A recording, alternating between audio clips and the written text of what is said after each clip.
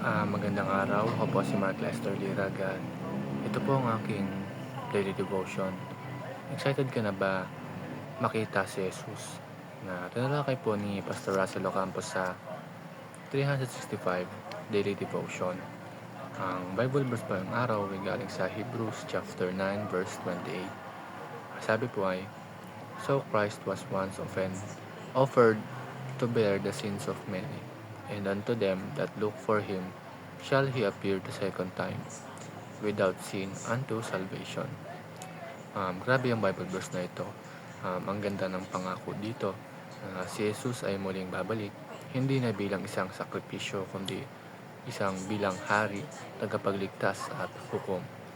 Ah, ang tanong sa atin ngayong araw ay, excited ka na ba na makita siya? Um, Alam mo yung feeling na may inaabangang bisita na matagal mo nang gustong makita. Yung araw-araw, tinitignan mo ang orasan, iniisip mo kung kailan siya darating. Ganito dapat ang posture natin kay Jesus. Expectant, alert at puno ng pananabik. Ang concept ngayong araw is tungkol sa imminent. Ibig sabihin ng imminent ay maaaring mangyari anumang oras. Hindi natin alam ang eksaktong araw o oras ng pagbabalik niya. Pero ito ay tiyak. Siguradong babalik siya. Kaya tinawag tayong mamuhay ng may constant readiness at anticipation.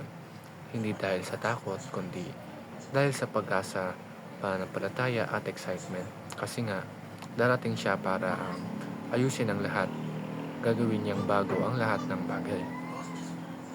Ang first teaching ngayong araw is, we will see Christ soon before His return. Sabi nga sa Revelation, "Behold, I come quickly." Sa paningin ng Diyos, ang salitang soon ay hindi tulad ng sa atin. Pero sigurado ito, darating siya. At habang tayo ay naghihintay, makikita natin siya sa mga pagkakataong siya ay gumagalaw sa ating buhay. Sa mga answered prayers, sa grace na patuloy niyang binibigay, sa mga breakthrough kahit mahirap ang panahon.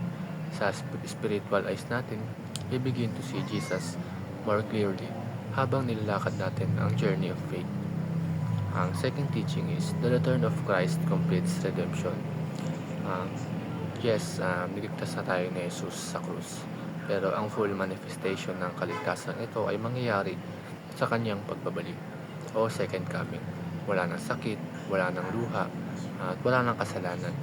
Tapos na ang laban. Kaya habang naghihintay tayo, we hold on to this truth. Our story doesn't end in suffering. Our story ends in glory with Christ. At ang last teaching is, Christ will come after defeating most of His enemies. Alam natin maraming kalaban ng Diyos sa mundong ito. Kasalanan, kamatayan, kasamaan.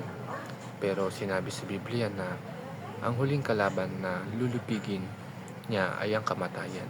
At pag nangyari yon, tapos na. Victory is complete. Kaya kahit parang nakakabigo minsan ng mundo, tandaan natin, panalo na ang Diyos at kasama tayo sa tagumpay na iyon.